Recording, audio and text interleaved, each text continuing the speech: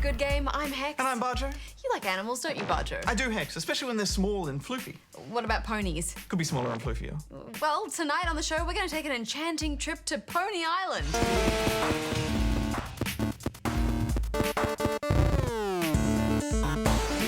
You like zombies, don't you, Hex? Well, they're not quite as cute as cats or ponies, Bajo. No, but we are going to dismember a few in The Walking Dead Michonne. Zombies, not cats and ponies. Let's go.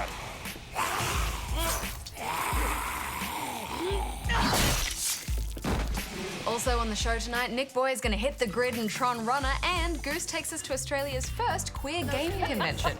Good way. But before all that, can you name the game for this week?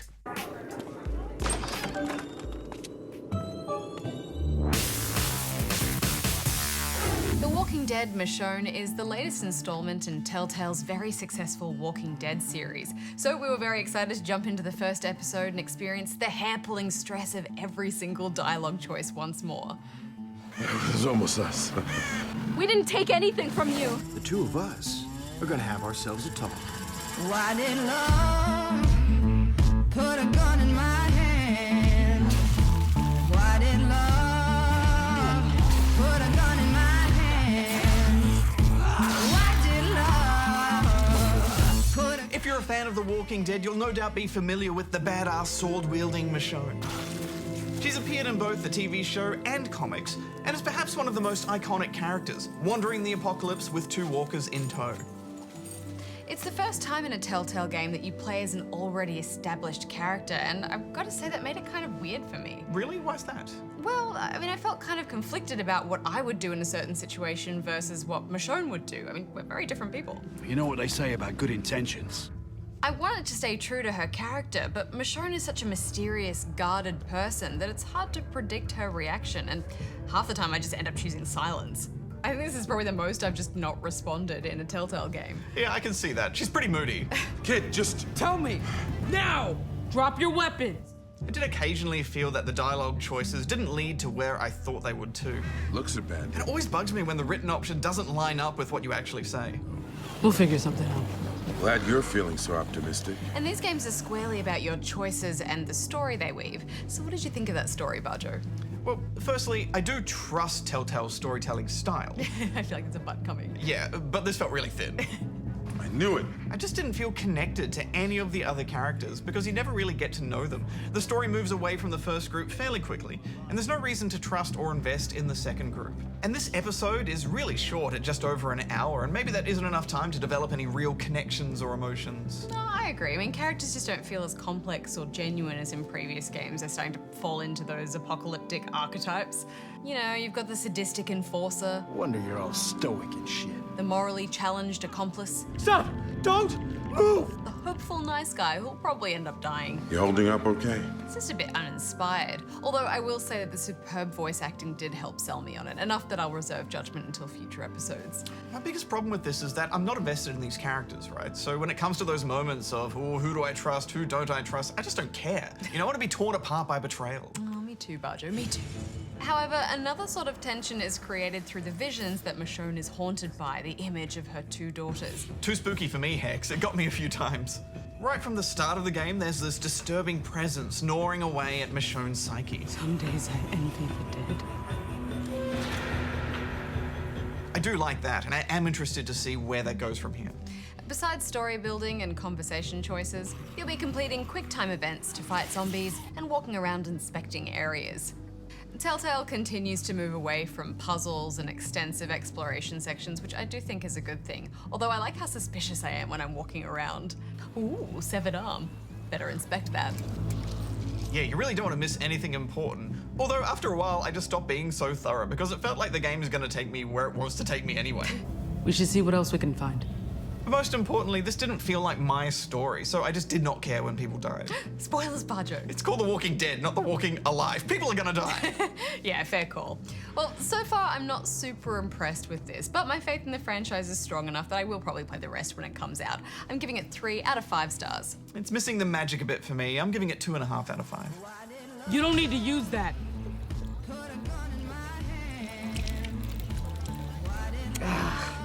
Get a towel, Zachary.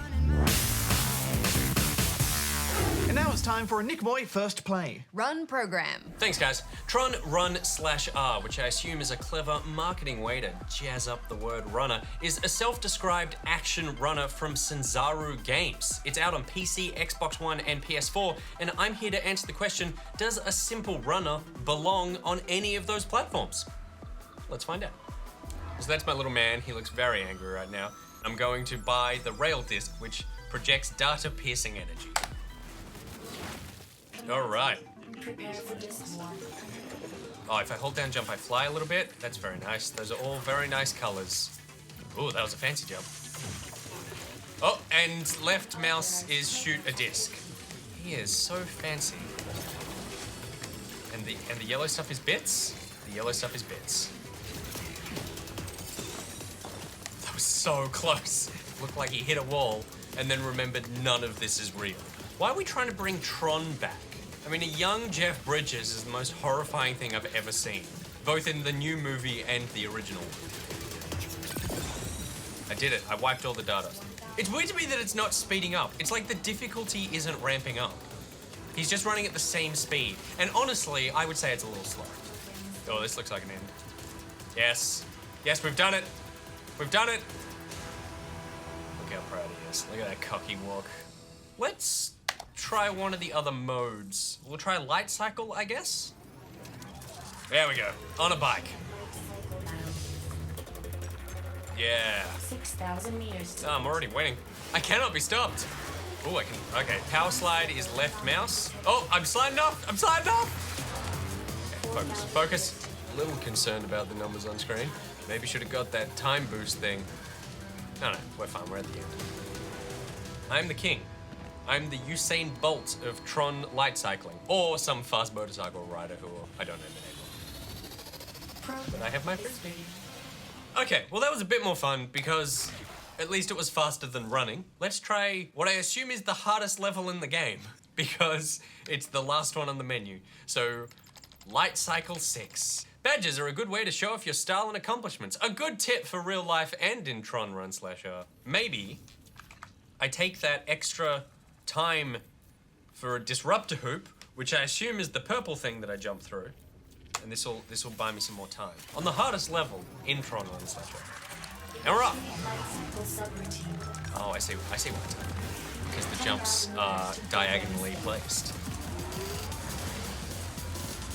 I'm too good for Tron Run/R. Now, Nick, you've done a lot of gloating on television about how good you are at this game. I better actually just buckle down and finish it. Otherwise, I will shame my family. I mean, this is ridiculous. I'm at 1:10. I could sit here for a minute, and as long as I went through a 5-second gate, I'd be fine. This is it. This is the end. This is the end of the entire game. Program off-grid. So I did it. Guys, I beat the game. So that was Tron Run/R. And honestly, I cannot recommend this game almost solely because of the price. It's $20 US, which comes to about 26 Australian. As far as runners go, I guess it's okay. It doesn't feel particularly fantastic. I guess the most noteworthy thing is the Tron legacy. I guess it's the look, the neon pink and blue and that sort of thing. But even then, I'm not looking at everything on the screen, which admittedly is sharp. I'm just looking at the back of my character's head because that's the only thing I need to focus on to make sure I know where I'm going. It's all just kind of bland because it's all so bright. And to answer my original question as to whether this game belongs on these platforms, I just don't think it does. There's no reason I would pick this over almost any other game on my console or PC. And so then it's like, well, it probably belongs on my phone, right? But even then, there are better runners on my phone than this. So I don't know at what point I would ever recommend playing this game. So that was my first play of Tron Run/R. Will there be a second one? No. Back to you guys. Right, well, moving on, there's been a lot in gaming news over the past few years about gender representation in games, and not just the need for more female characters, but characters across the entire gender and sexuality spectrum. Yes, and that's because games are becoming more reflective of the gaming community itself. A few weekends back in Sydney, just before Mardi Gras, Goose went to check out Australia's first ever queer gaming convention.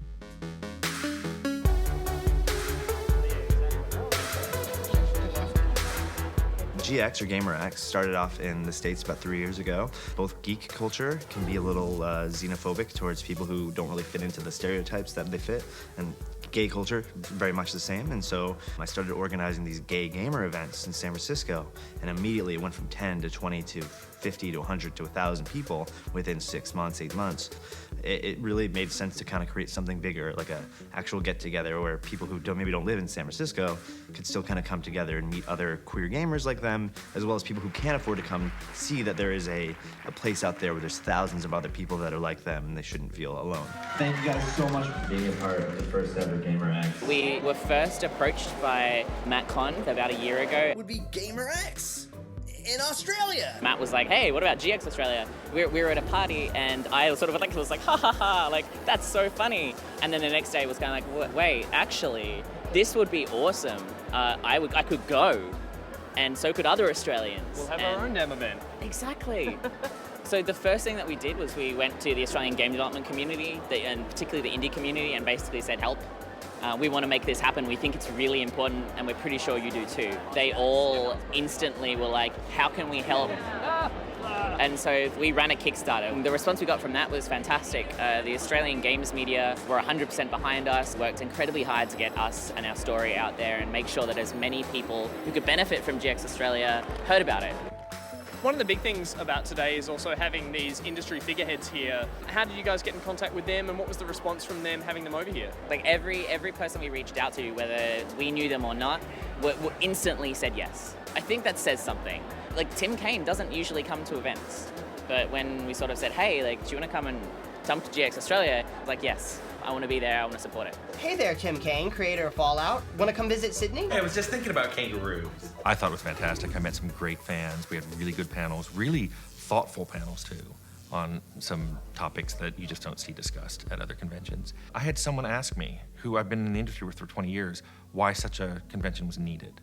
And so the fact that I had to explain to him, and we worked at some of the same companies, some of the issues that I've had to go through and other people had to go through, and that would be nice to have a nice, safe place to talk about something like that without a lot of people going, oh, you know, it's the gay panel or whatever, was nice. I didn't have to have the filters I normally have as a gay man if I'm out to talk to somebody about something that is, you know, gay related.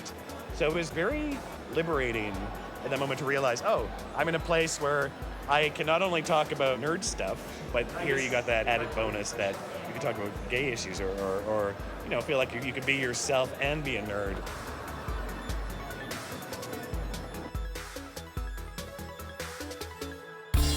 So I've been on the showroom floor for a couple of hours and we've spoken to some people, and it's great to see such a positive atmosphere. And while everyone here is talking about and supporting diversity, it is great to see at the same time that everyone is here just to support the thing they love, which is games. So guys, you've got your game on show here today. What kind of responses have you been getting? I've had a lot of girls sit down at the table saying, this is me. I just had that horrible argument with my girlfriend. All I want to do is go beat up shit. This is my life. Why do you guys think that an event like this is important? This is the audience that we started writing this game for. 100%. We are this audience. So before we take this to PAX, so we take this to a larger event, kind of want to make sure that the audience here is happy. We hear like, no one's going to say, hey, you look like a boy.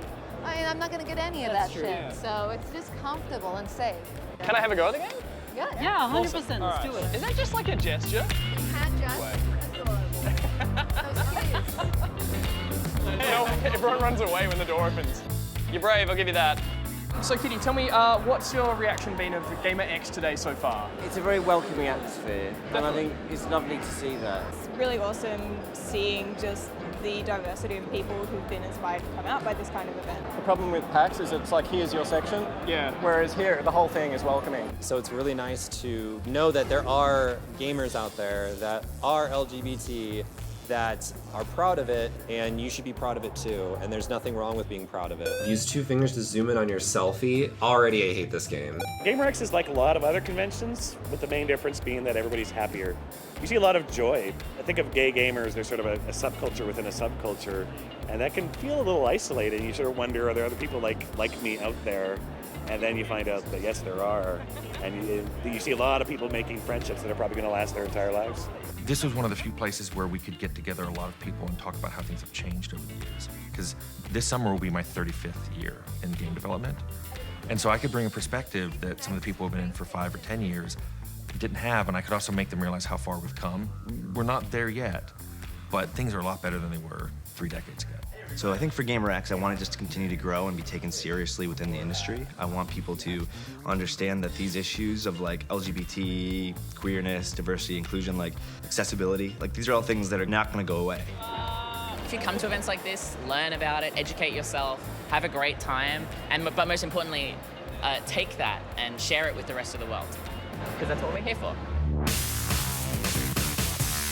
So as Sister Maybelline says, I'm not going to build you a gaming rig without a solid-state drive. Well, people underestimate the importance of solid states, particularly as a boot drive. Yeah, absolutely. And, they're not that expensive now. And don't get me started on water cooling. Oh, man. Pony Island is a delightful indie video game that wants your soul.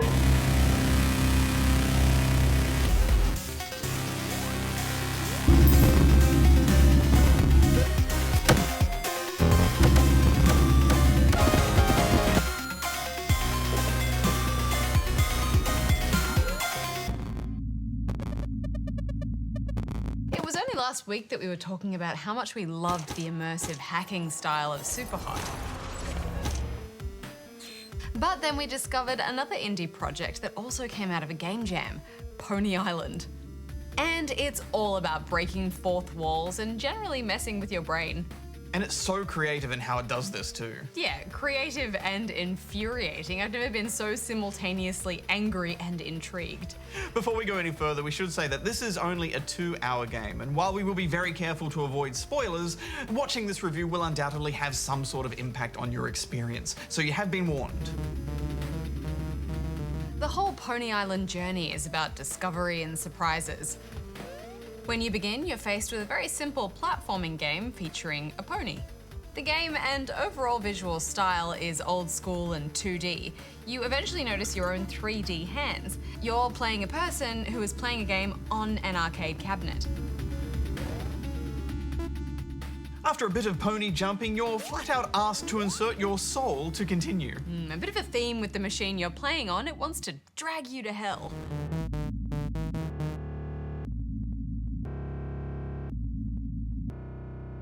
Yes, but you do have an ally within the code. Through a quite sophisticated messaging system, you're given some very basic information and direction, but then you're left to figure out things for yourself. This might be mucking about in menus, poking holes in code that appears, or just working out passwords. Pony Island looks complicated and even tedious on the surface, but the interface and puzzles are all very accessible. Part of this is because you mostly only use the mouse. So there isn't really a need to scribble notes or do crazy math problems, even though it looks like you need to. Part of me always just felt like I was missing something. I played through this entire game with sus face. That's what I love about it though, that mystery, it's such clever design. And I just love the way this game often throws you to the desktop and says, what are you gonna do now? Yeah, there's a lot of ferreting around in menus as you face more frustration as the game literally falls apart as you try to navigate it. But then you have those eureka moments as well when you do discover the next step.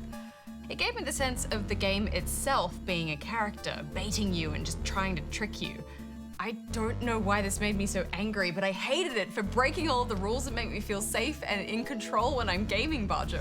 Yeah, I shook my fist at this game a lot. What are you up to? Cheeky game. It's broken up into 3 main acts. You quickly learn you need to delete some core files to defeat the game and free those who it has trapped. The first section takes this form of a very simple platformer, but once you get this laser of code that you can shoot out of your mouth, it actually gets pretty fun and pretty tricky. Yeah, left mouse button makes you jump, and you need to hold it to spread your wings. Right mouse button fires your laser. But it's harder than it sounds. I found I really had to separate my brain processes, Bajo, one for jumping and then one for attacking. Yeah, I yelled again at the screen quite a lot when I failed at this very simple looking platforming section, but I never got frustrated. Nothing really overstays its welcome. And little hacking minigames break up the action along the way. I quite enjoyed these minigames, Hex. All of these sections drove me insane. There's very little respite in this game, and it actually does a pretty good job of making you feel like you're losing your mind. Through the repetition and its patronizing tone and the way it constantly changes the rules and blocks your attempts to move forward.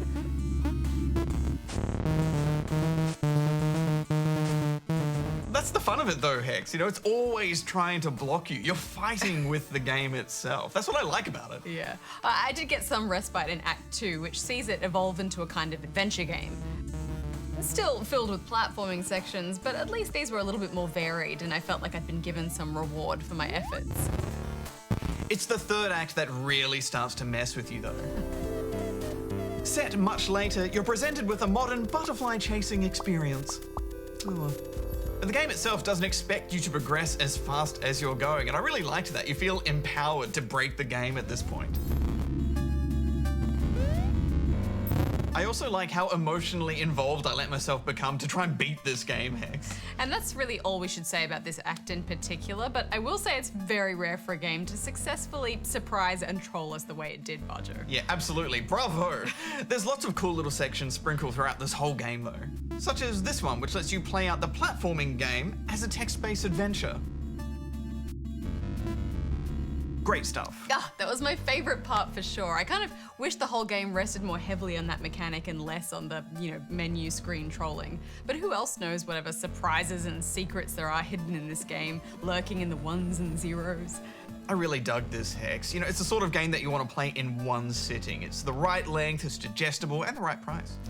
I had to learn a lot of lessons playing this, in that every single part of the experience is potentially part of the game. And after a lifetime of coming to terms with the way games present themselves, this was brain-breakingly bizarre. Even the loading bar is a puzzle at one point. I also like that in the options menu, there was one just dedicated to free codes of this game that you can give to friends. What a nifty idea. I don't know if any of them still work, but it's just another great example of breaking the fourth wall, and there are stacks of those moments. Yeah, and there was one point where the game was on a bit of a tilt because the machine you were playing on kind of broke at one point. Yeah, crazy. The sound and visual design is so interesting too. A perfect mix of code and error sounds that PC users are probably quite familiar with. It's so great to see games like this coming out of game jams and then getting released. Yeah, they're really experimenting with the art form. Yeah, and it shows how important those kind of pressure-based think tanks can be. Absolutely. Pony Island is a hot mess of satire and confusion. I'm giving it 5 out of 5 stars. Yeah, this game is twisted and it made me very angry, but it is also exceptionally clever. I absolutely recommend you play this for its incredible ideas and its uniqueness, but I also can't say that it's particularly fun or that I had a good time. I'm giving it 3.5 out of 5 stars. Hello?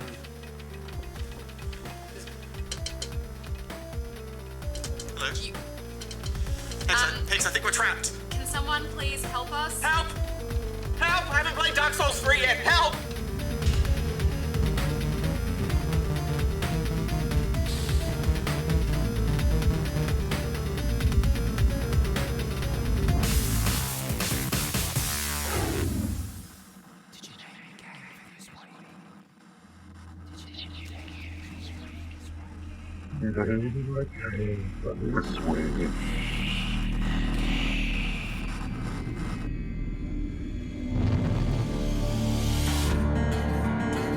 It was Poker Night 2. This card game sim had you competing against characters from games like Sam & Max, Borderlands, and Portal, using standard poker rules to bet high and win big. It appears you have lost all your chips. And it's unnamed the game because it was made by Telltale Games, the same studio behind this week's The Walking Dead, Michonne.